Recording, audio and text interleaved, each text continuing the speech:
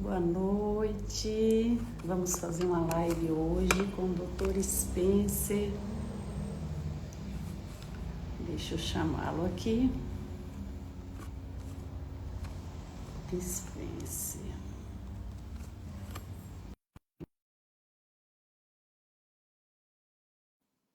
E Patrícia Ramos. O Dr. Spencer está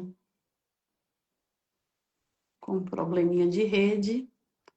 Talvez nós tenhamos que fazer a live aqui com um outro contato que ele me passou. Oi, Aí ele entrou aqui. Boa noite, doutor Spencer, tudo bem? boa noite. Você consegue me ver, não? Não, tá meio embaçado aqui a imagem. Deixa eu ver Eu aqui. acho que tem que virar a câmera aí, né? Pronto, Agora sim. Tudo bem, Spencer? tudo bem. Deixa eu só trocar aqui. Desculpa. Boa noite. Boa noite, tudo bem? É um prazer tê-lo aqui nessa live. Nós vamos fazer um bate-papo hoje. Hoje eu não vou entrevistar e nem o doutor Spencer vai me entrevistar também. Nós vamos bater um papo aqui sobre o Salão do Livro de Genebra 2026. Mas é um prazer para mim estar com você aqui, tá, Spencer? Vai ser um prazer também poder encontrá-lo lá no Salão do Livro. Eu sei que você já tem vários livros, né? Isso. Eu acho que a importância inicial, Ita, assim, até para deixar claro para o público, né, que está nos acompanhando, seja os eventuais participantes da feira, pessoas de origem nacional, né, brasileira. Spencer, só um minutinho. Tenta abaixar um pouquinho para você aparecer mais, porque senão depois o Instagram vai cortar aqui. Tá ótimo, Bom, aí foi ótimo. então, você está me escutando bem? Sim, Como estava dizendo, né, até para os participantes se inteirarem melhor, né, do objetivo da live, a gente vai tentar contemplar a importância da Feira Internacional de Genebra, que vai ser realizada agora, né, no mês de março, e isso eu acho que é um feito inédito para o momento que a gente vive do ponto de vista histórico. A gente está falando até preliminarmente, né, sobre a importância desse evento, porque é como que, não só esse evento, quaisquer digamos, manifestações hoje que volte a contemplar a cultura, eu acho que faz um movimento de resistência a uma tendência que o mundo hoje, digamos, obedece, que é pulverizar a ideia do conhecimento, porque isso gera uma espécie de poder lúcido e estimula o pensamento crítico e reflexivo, que é o que menos interessa para as oligarquias ou para as classes dominadoras. E a gente não é pode verdade. descartar que a gente vive sempre sob o efeito do imperialismo.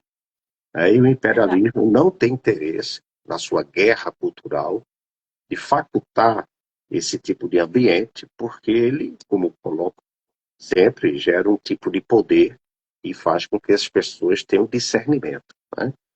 Eu costumo até dizer, só para passar a palavra para você agora, Ita, depois de Não fica à elucidar vontade. a importância desse momento nosso para o público geral, eu tenho uma frase que eu gosto muito, que é a seguinte: o homem não construiu o livro, o homem não inventou o livro inventou o homem. Isso mostra a força que tem uma boa literatura. Que é outra questão também. A diferença não é simplesmente o livro ou a produção de escritores. É o conteúdo, não é a forma. O É verdade. conteúdo que tem que ser salvaguardado. E nós temos tido um grande prejuízo, inclusive nas universidades, porque eu venho de uma formação acadêmica de universidade pública aqui no Brasil, que vem cada vez menos contemplando a formação da cidadania, que perpassa a dimensão ética e enfatiza mais a dimensão técnica. Ou seja, mais importa preparar o ser humano para o mercado do que para a vida. Então, com isso, você gera desengajamento social, tem menos interesse pelas causas públicas e passa a investir na sua própria individualidade. É verdade. Isso cria um colapso social, porque o vínculo entre as pessoas é que constitui aquilo que tanto aspiramos hoje, e construímos isso como conceito, vamos dizer, de veneranda do nosso tempo, que é saúde mental. Né? Todo mundo É, fala de saúde vem mental, ficando tudo muito mecânico, né, Spencer? Porque não com essa existe. questão aí dessa coisa digital, as pessoas pegam muito lá no IA para fazer até livros mesmo, então perde aquela parte do emocional, né, que é uma coisa que você trabalha com isso, né, que você é psicólogo, mas está muito se perdendo isso, então tem muita literatura ruim mesmo. As pessoas estão muito mecânicas, estão indo meio que por outro caminho e está se perdendo, né? Então eu acho que a gente que tem essa ferramenta nas mãos, tem muita gente boa ainda também. Dá para a gente tentar resgatar, fomentar isso de alguma forma, mobilizar até a nossa própria cidade, o nosso estado, quem tem um poder assim de tramitar melhor, né? Com as autoridades da cidade. Por exemplo, eu tenho tentado fazer isso quando eu tenho oportunidades, né, de estar perto do prefeito, dos vereadores. Eu sempre cobro, mesmo que não façam alguma coisa, mas eu estou sempre presente, falando o meu ponto de vista, enfatizando a importância de nós fomentarmos mesmo a literatura e não deixar morrer, né? Não deixar morrer, porque realmente está se esvaindo cada vez mais, né? Está ficando muito defasado essa parte cultural, né? A gente tem um. Eu flagrei, certa vez, numa pesquisa, que em início da década de 1980 foi publicado um livro para fazer um contraponto aqui no Brasil. Eu estou me referindo ao Brasil, que é a minha terra natalícia, Uhum. mas isso representa também o paradigma mundial. Não está distante do que a gente está discutindo aqui, do que vai ser discutido lá em Genebra, certo? Então, foi lançado um livro para fazer um contraponto a outro, que fazia menção a uma espécie de pleito de democracia, né? De democratizar, inclusive, a cultura Uhum. para torná-la mais acessível às classes menos favorecidas.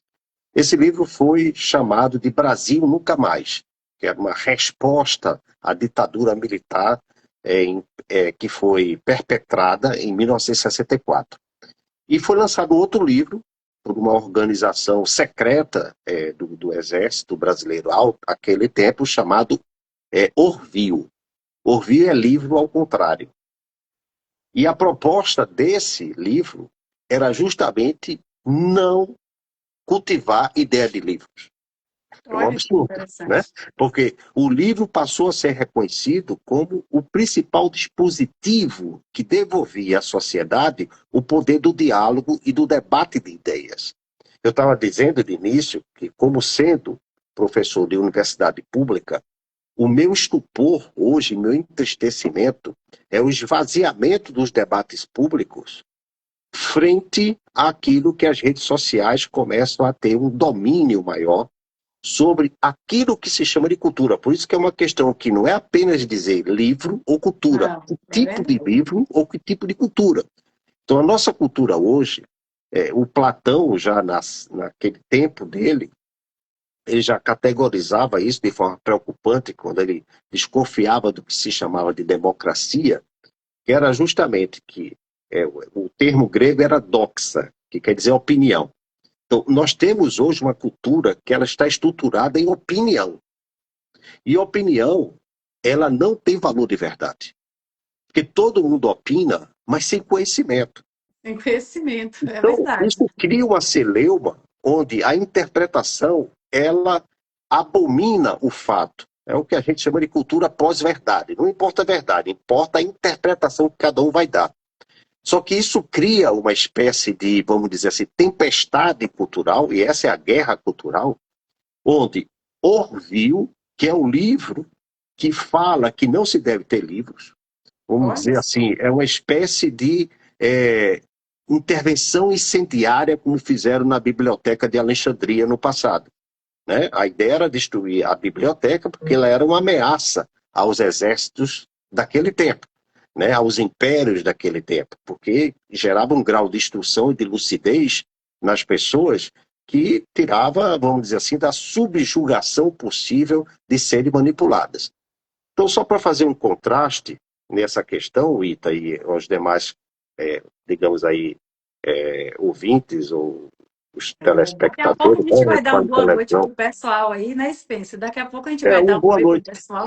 Eu só vou encerrar essa parte muito rapidamente, que é só fazer essa provocação para que as pessoas participem também, que a Uhum. Feira Internacional do Livro de Genebra, que é uma das mais importantes feiras internacionais, não se limita a simplesmente gerar uma cultura de luxo, nem mesmo uma cultura de quem não tem o que fazer, ou cultura de entretenimento.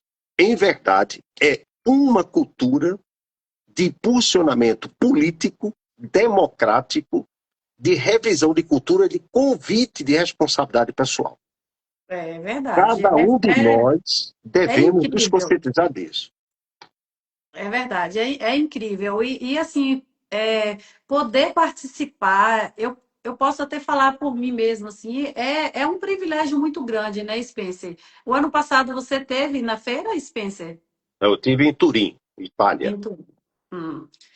Mas, assim, é também uma feira internacional e a gente vê que, às vezes, lá fora é bem mais valorizado, né? A gente sente isso, eu não sei se você teve a mesma impressão, essa percepção, né? Eu tive essa percepção porque é espetacular participar de um movimento daquele onde você presencia é, do menor ao idoso ali participando, comprando livros, fomentando mesmo a literatura, né?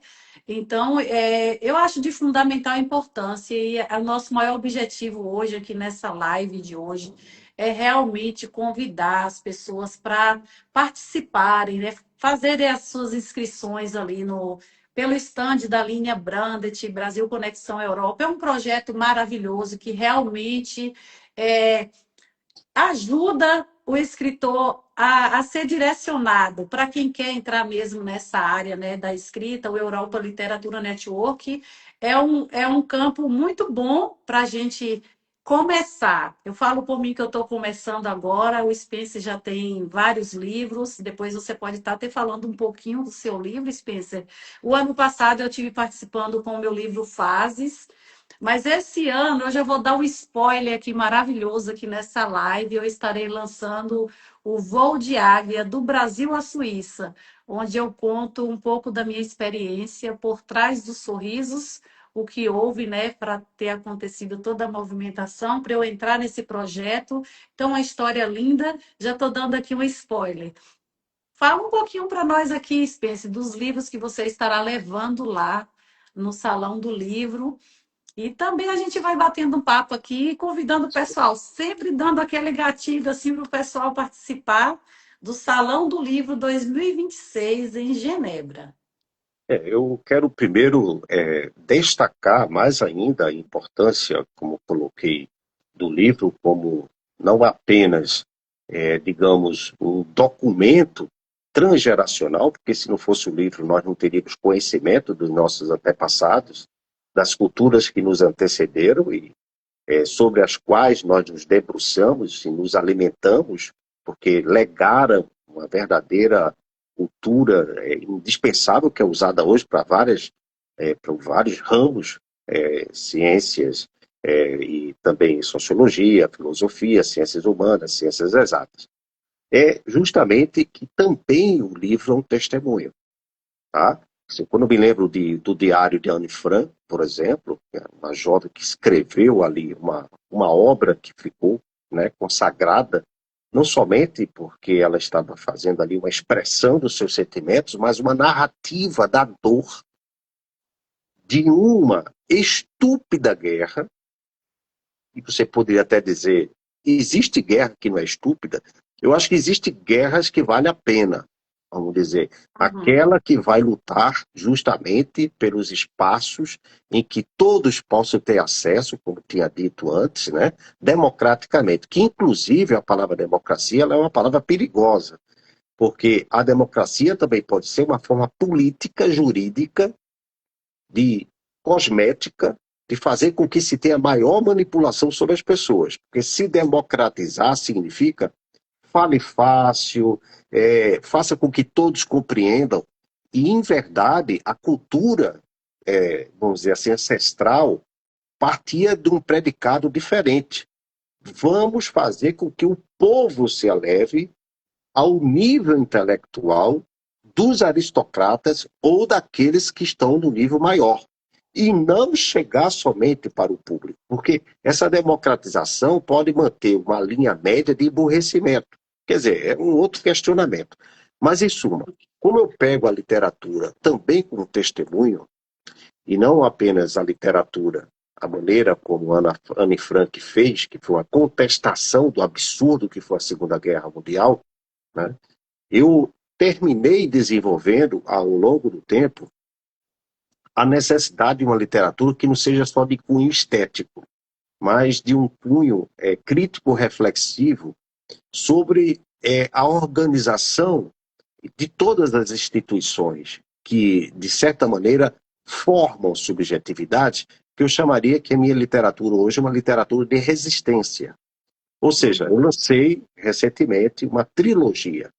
Eu pego 3 personalidades mundialmente conhecidas, de difícil domínio de suas bases teóricas e filosóficas, como Freud, como Albert Camus, e também como o Friedrich Nietzsche, que eu uso a figura do Zaratustra, no consagrado livro Assim Falou Zaratustra. Trago essas 3 pessoas, eu as localizo como estivesse em Recife, e eles fazem uma analítica da cultura e da sociedade de Recife. Então, Freud no Recife, Interessante. Camus no Recife, Zaratustra no Recife. Por que isso? Porque a gente precisa analisar, furar a espessa camada do nosso tempo histórico. Porque se o livro não permitir ser uma lente de aumento para a nossa realidade, nós permaneceremos nessa miopia intelectual. E a miopia intelectual, ou estrabismo intelectual, não nos permite gerar intervenção revolucionária para um mundo melhor. Então, eu acho que a literatura, e foi minha propositura dos meus 3 livros, é justamente de fazer uma chamada sobre um descontentamento que é preciso manter aceso. Até temos acontecimentos atuais, por exemplo, o imperialismo estadunidense, uma versão aí do personagem, vamos dizer assim, trágico, cômico, que é o Donald Trump, de tomar a Groenlândia, por exemplo. Aí, né? Ele está indo para a Europa e vai tomar a Groenlândia, porque ele botou na cabeça que aquilo para ele é importante para proteger os Estados Unidos. Como é que a gente vai gerar uma literatura de crítica a que isso não continue mais acontecendo? Já não bastou o Terceiro Reich? A gente já não viu as consequências da Segunda Guerra? Por que continuar com esse clima? Então, eu acho que a feira internacional, uma feira de livros, ou quem escreve, deve ter essa preocupação também com as causas sociais, pensar o nosso tempo histórico para que nós não repitamos, como diria Friedrich Hegel, que é um filósofo alemão muito interessante, que a história se repete por dois motivos. Uma como tragédia e depois como farsa. Então a gente não pode fazer que a história volte a construir tragédias, nem mesmo farsas. Então a literatura é o desafio para disfarçar, no sentido assim, de tirar farsa, né, disfarçar, e também de desconstruir aí, vamos dizer assim, as propensões do tempo histórico da humanidade, que é sempre cair numa tragédia para poder pensar em coisas melhores. Então, De uma é mudança, por né? aí. Esperar acontecer o pior para depois mudar, né? Então, é uma literatura de responsabilidade, né, Spencer? Não é sair escrevendo qualquer coisa por aí, não. Eu Não, acho que quem está com a ferramenta na mão, que somos nós, somos tantos outros por aí afora, com a caneta e o papel na mão, tem que ter consciência do que está fazendo ali, do que vai ser direcionado ao mundo, né? Então, eu acredito que realmente o nosso papel tem que ser mais responsável mesmo, tem que ter uma estrutura mais concisa, né? Para a gente direcionar para o mundo lá, não colocar aquela literatura vazia, isso. Eu acho que escrever por escrever. a literatura vazia, e como você bem lembrou agora, ela está justamente nessa minha crítica sobre como a democracia também pode ser uma cosmética de um regime político jurídico, onde todo mundo pensa que é assim, e está liberado para todo mundo, quando na verdade isso nivela por baixo. É uma forma Exatamente. disfarçada de ter controle social, do tipo, vamos incentivar os livros de autoajuda.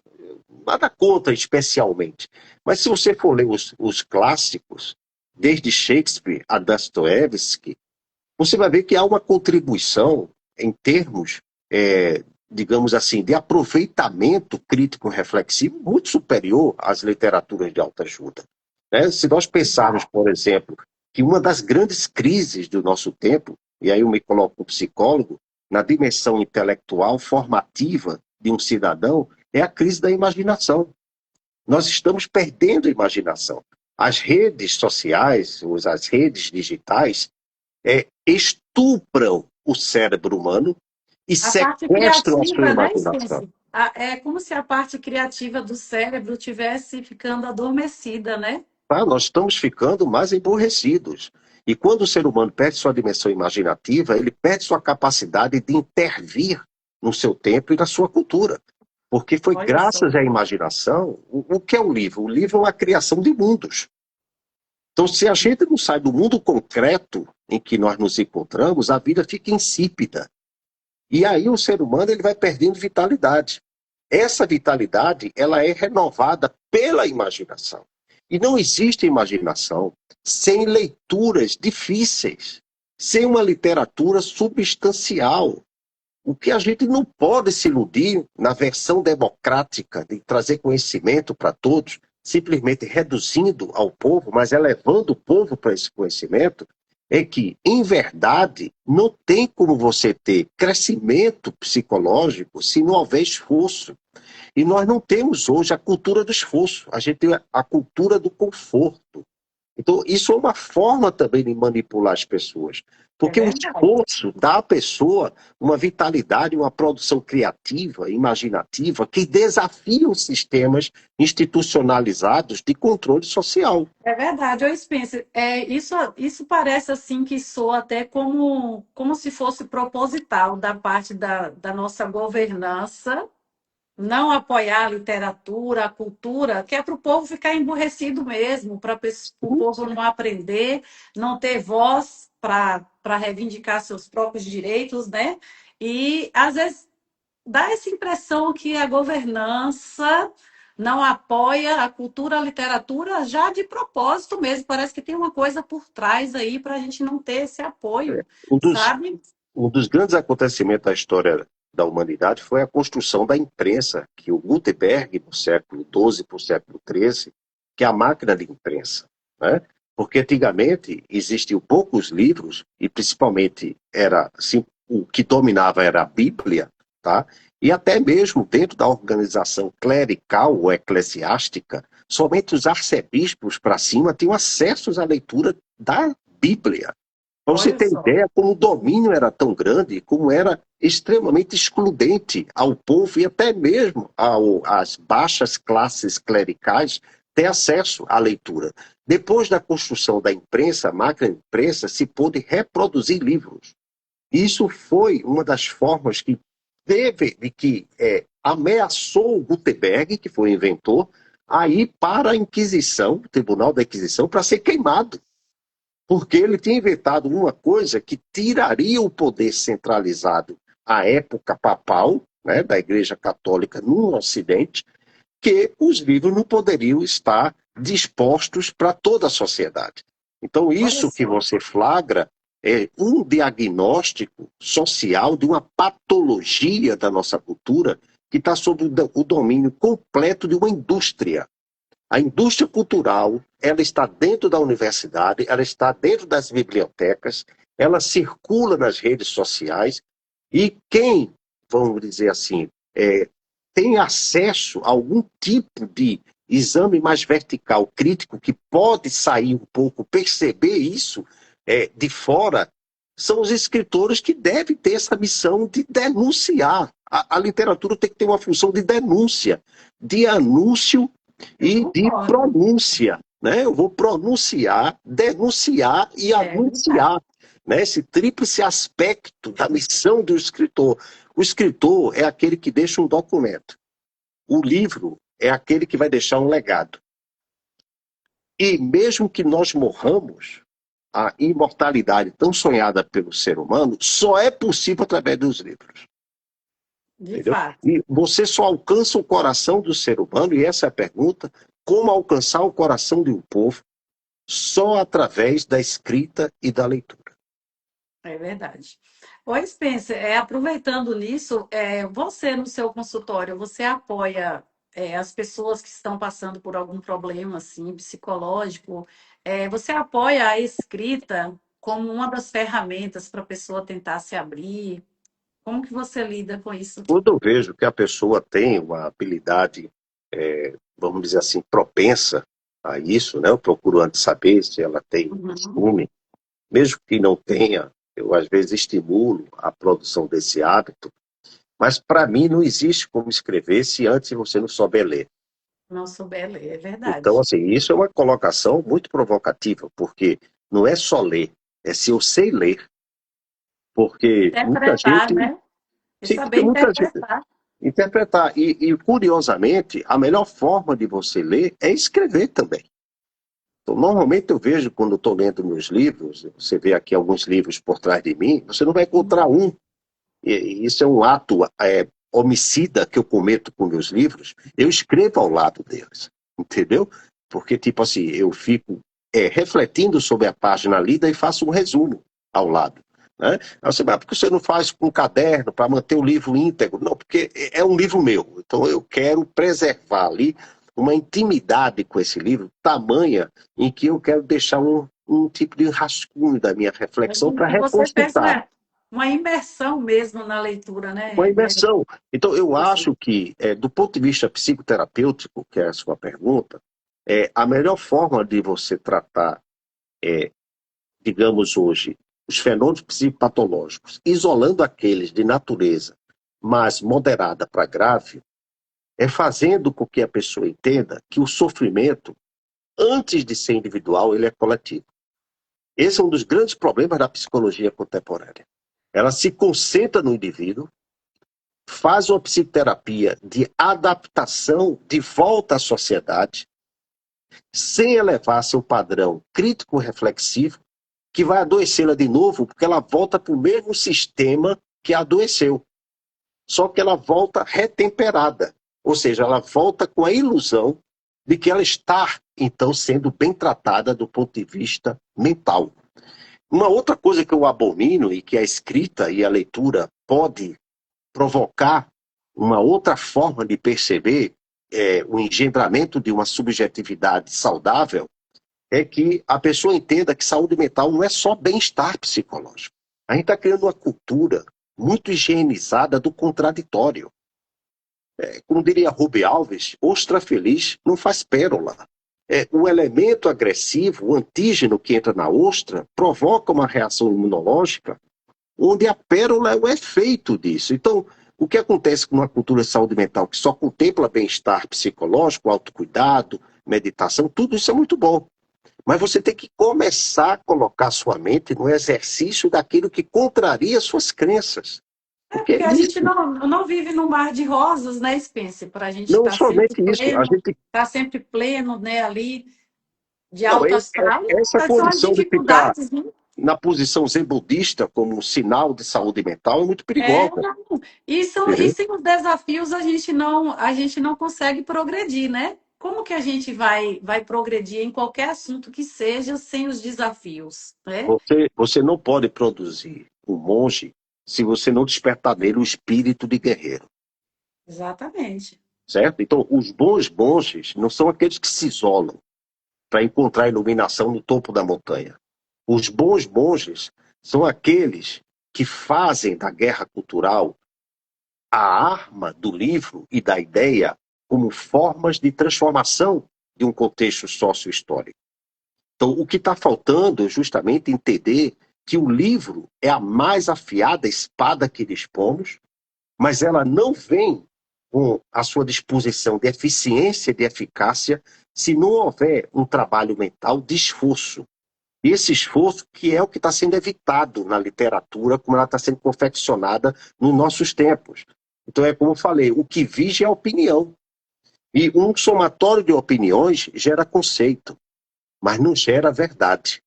Então a gente tem aí um bocado de pessoa que gera uma comunidade, todo mundo opina sobre tudo, né? Nunca leu Dostoiévski, mas vai criticar Dostoiévski, porque a opinião te dá a falsa sensação de domínio de conhecimento.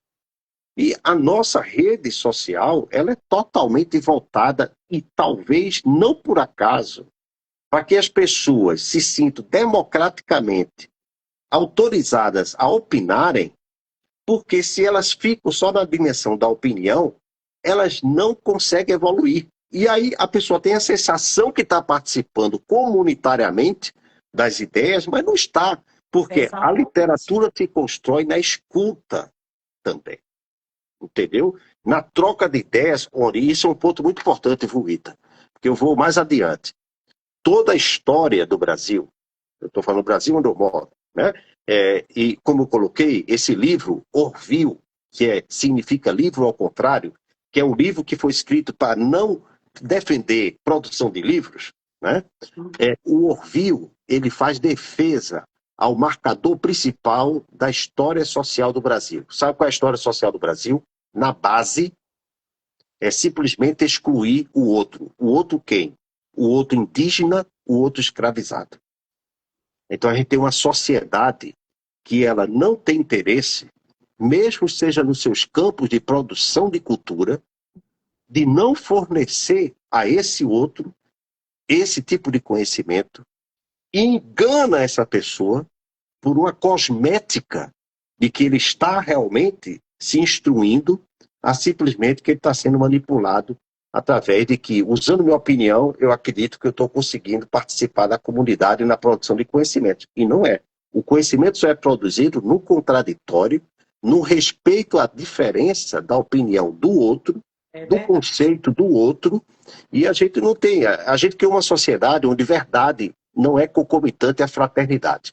Ou você pensa como eu, ou eu vou ser antifraterno e vou expurgá-la. E isso criou uma retórica do ódio. Então, a literatura Exatamente. é a tentativa de resgatar a Feira Internacional do Livro de Genebra, a Feira Internacional do Livro em Turim, em Frankfurt. São tentativas de alimentar a ideia de um novo conceito que é de voltar à contemplação do sentido de comunidade por construção de ideias diferentes e não de É ideias verdade. homogêneas. E evitar justamente a retórica do ódio que se implantou nas redes sociais. E se alguém não pensa como você, ela exclui. Então ela entra na cultura do cancelamento. Chegou ao ponto que a gente que tem um conhecimento, mas assim, a gente até evita fazer certos comentários para não ser apedrejado, né? Então, para evitar, a gente se cala muitas vezes, porque a gente sabe que vai gerar confusão, então é melhor até ficar calado mesmo, porque realmente chegou nesse nível aí, infelizmente, chegou nesse nível. Mas eu espero que nós consigamos, Spencer, nós que pensamos diferente, né? Eu sei que tem muita gente que pensa diferente também. Nós temos uma turma muito bacana aí que estará participando nessas lives, nesse formato aí de convite para esse resgate, né?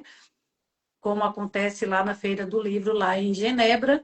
Então, tem muita gente boa aí, teremos muitos outros psicólogos também, como você, tem psicoterapeutas, psicanalistas, tem muita gente que é da área também só da literatura, eu sei que tem médicos, tem nutricionistas, tem uma turma muito bacana, eu não sei se você vem acompanhando aí, que eu sei que sua rotina é um pouco puxada, né? Eu sei que não é fácil, mas de vez em quando eu acabo vendo lá que tem uma turma muito boa aí que acredita como nós dois acreditamos, que juntos nós podemos sim fazer um pouquinho aí para tentar mudar a chavinha na cabeça de muita gente, né?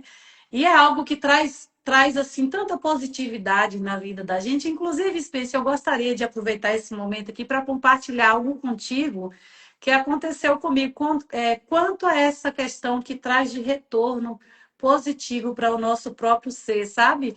A minha experiência lá em Genebra, é, eu voltei tão maravilhada com tudo que aconteceu que eu fiquei extasiada por algum tempo, sabe? Por bastante tempo até. Olhando pelo lado da fé, eu sei que isso simboliza muita gratidão, é o que transborda em mim mesmo. Mas eu gostaria que você desse aqui para mim um ponto de vista, porque eu tenho essa curiosidade mesmo. O que acontece no cérebro da gente quando essa gratidão fica assim transbordante, só da gente pensar no acontecimento, é como se estivesse revivendo tudo novamente. Olha que está completando quase um ano que eu passei por essa experiência, mas quando eu falo no assunto, eu ainda fico emocionada, eu ainda me sinto extasiada mesmo, de verdade, sabe? Provocou algo muito bom. E cientificamente eu sou curiosa para saber o que acontece. Uma vez me perguntaram o que é alma. Né? Isso é muito comum perguntar ao psicólogo o que é alma. Eu tive uma resposta que eu acho que é o que mais se aproxima para mim. Alma, para mim, é memória. E eu penso, como diria Freud, essas experiências de ressonância depois de um êxtase que você teve e fica vibrando ainda na sua mente, né?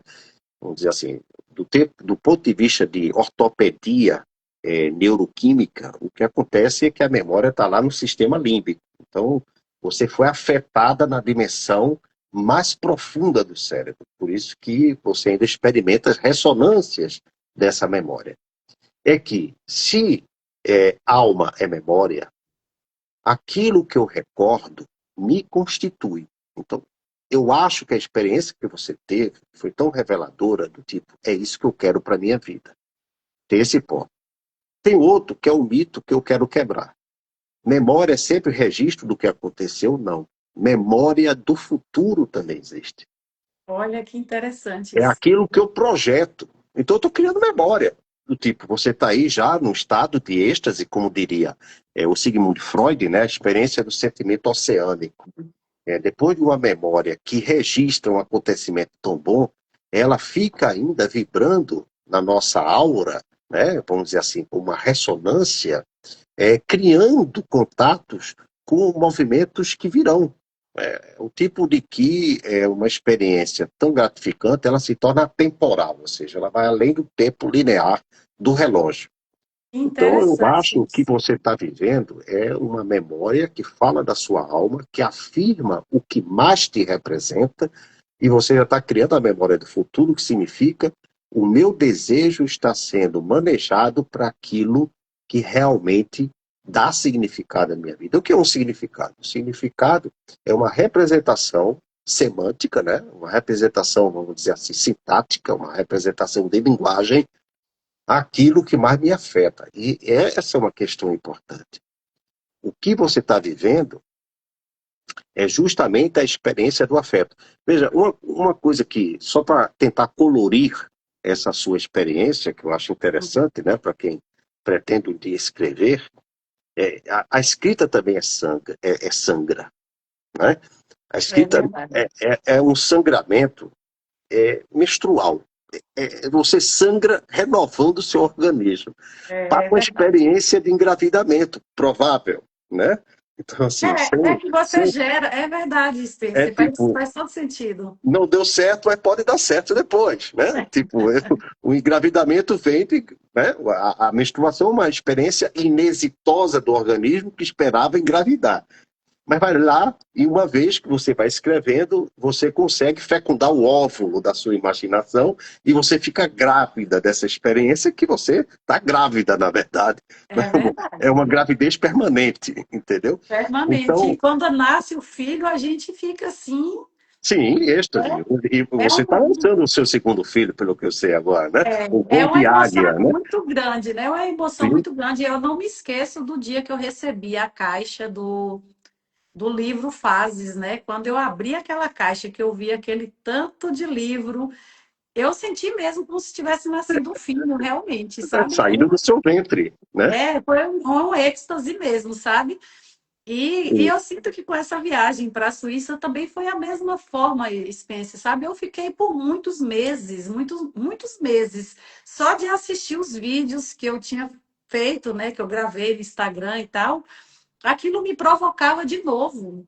eu fiquei curiosa, né? Eu falei, gente, mas eu estou na dimensão da gratidão, mas cientificamente eu fiquei curiosa para saber o que realmente estava acontecendo no O meu seu cérebro, cérebro sabe? é a região límbica, que é o campo da memória. Mas eu queria acrescentar um outro ponto para poder ilustrar e tentar responder essa sua questão, Ita, que é o seguinte. Eu me lembrei do conto de Kafka, que é o Artista da Fome, né? Talvez muitas pessoas não saibam, mas eu vou falar um pouco, um spoiler rápido, só Uhum. para endereçar o que eu quero dizer. O Artista da Fome era uma prática comum de espetáculo circense, onde alguém se colocava dentro de uma jaula e ficava em jejum por tempo prolongadíssimo. E aquilo era uma atração de circo. E as pessoas jogavam moedas, porque reconheciam que aquela pessoa estava tendo um esforço sobre-humano. Com o tempo, no conto de Kafka, o artista da fome começou a passar a ser algo não muito atrativo. Você vê que as atrações têm um marcador histórico, né? Então, aquele artista da fome começou a perceber que não ia ganhar mais dinheiro, porque não era mais atração. E muita gente ficava impressionada, porque como ele conseguia passar 5, 6, 7 dias sem comer. Só que aí vem a revelação de Kafka. A literatura dele é fantástica. O artista da fome, ele não fazia nenhum sacrifício. Porque, em verdade, ele não tinha paladar para comer. Mas ele transformava esse segredo dele em suposto sacrifício para poder chegar ao objetivo. Eu quero fazer um comparativo que escrever é um jejum da sua fragilidade e da sua imperfeição. O que dá nascimento a esse êxtase seu é a parte mais frágil que você tem. Então, vamos dizer assim, que não há potência criativa se não houver fragilidades.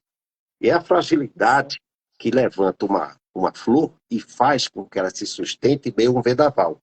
Arranque-lhe as pétalas, mas também ela vai espargir seu perfume, né? É Então, verdade. em suma, o que eu quero dizer é que você está tendo uma experiência de que a sua literatura brota também de uma deficiência nossa, né? Do osso quebrado, tá? Então, o que você está vivendo como gratidão é a potência que você está dando à sua fragilidade. Então, o artista da fome não fazia sacrifício, ele simplesmente estava mostrando o suposto sacrifício para aquilo que para ele era uma deficiência. Ele não conseguia comer.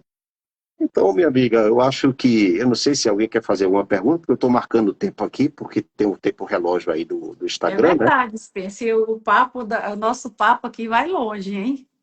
É, Mas você assim, sabe. olha, é muito gostoso falar sobre literatura, né? É muito, tudo muito bom.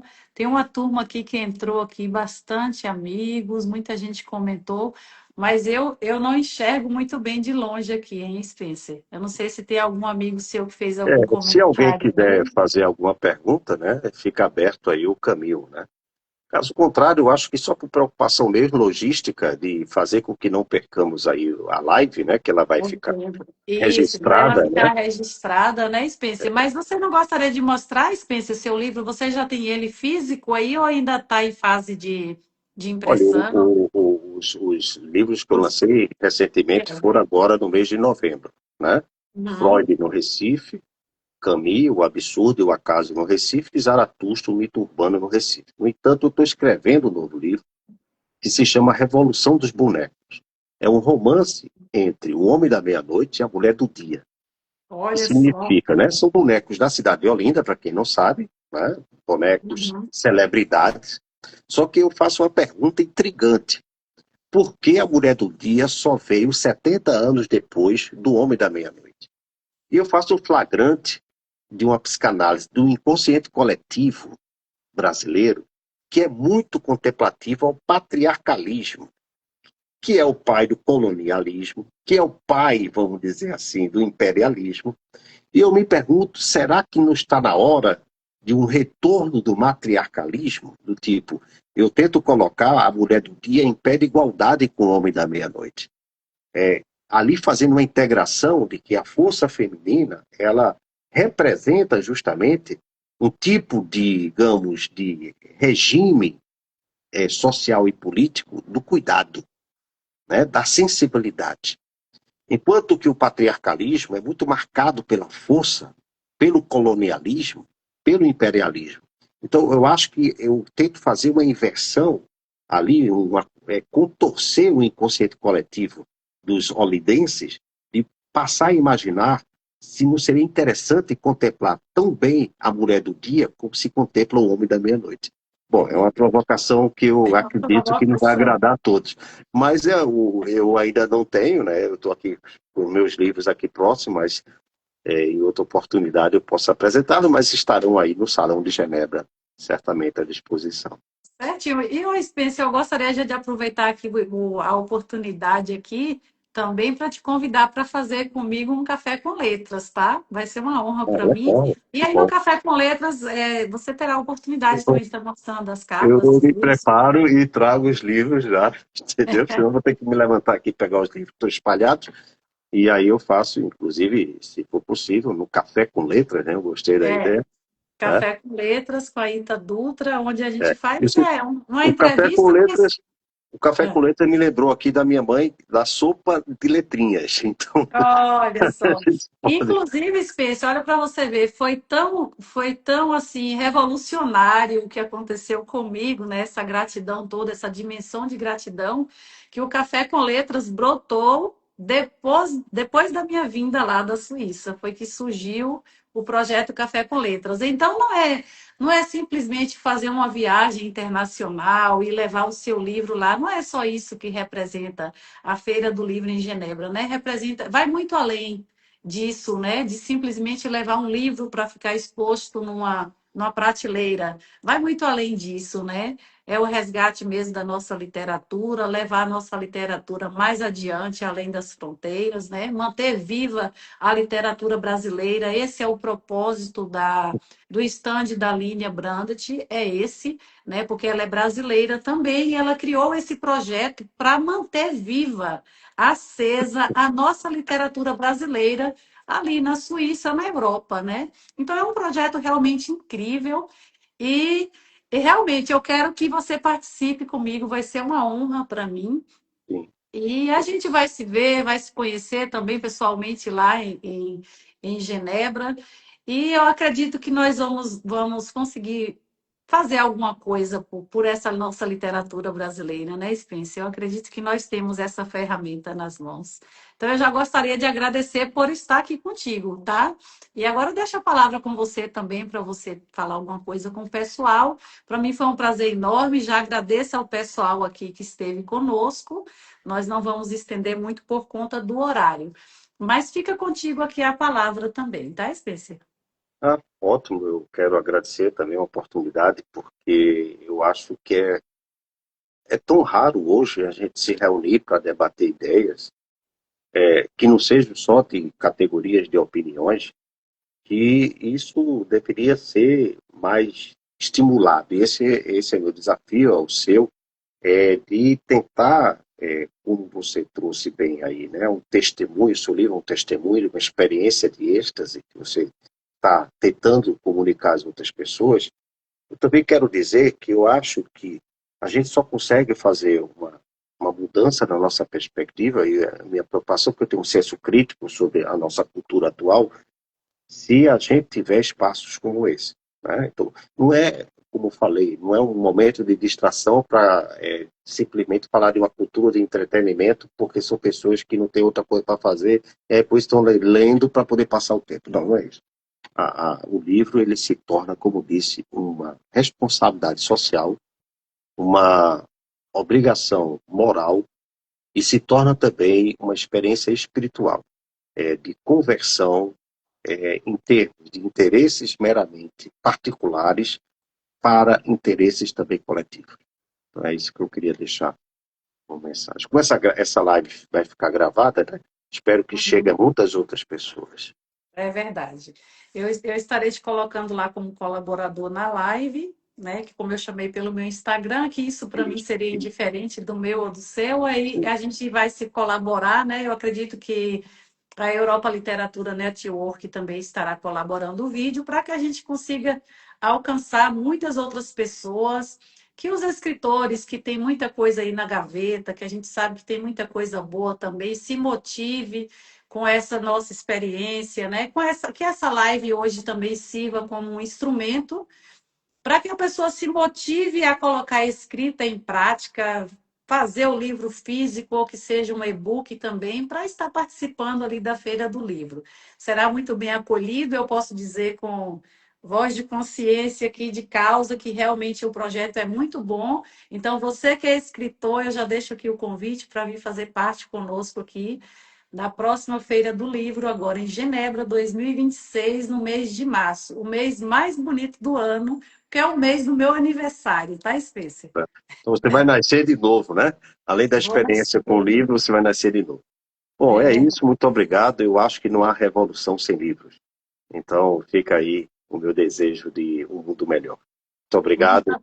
Obrigada, E Spencer. você vai concluir, né? Vai colocar lá um colaborador, eu vou assinar a colaboração para também deixar para as pessoas que quiserem rever a live. Muito obrigado. Certinho. Um abraço, Spencer. Até logo mais, se Deus quiser. A gente vai se falando aí para agendar o nosso café com letras, hein? É boleto, combinado. Um Até mais. abraço, fique com Deus. Muito obrigado. Deixa eu fechar aqui.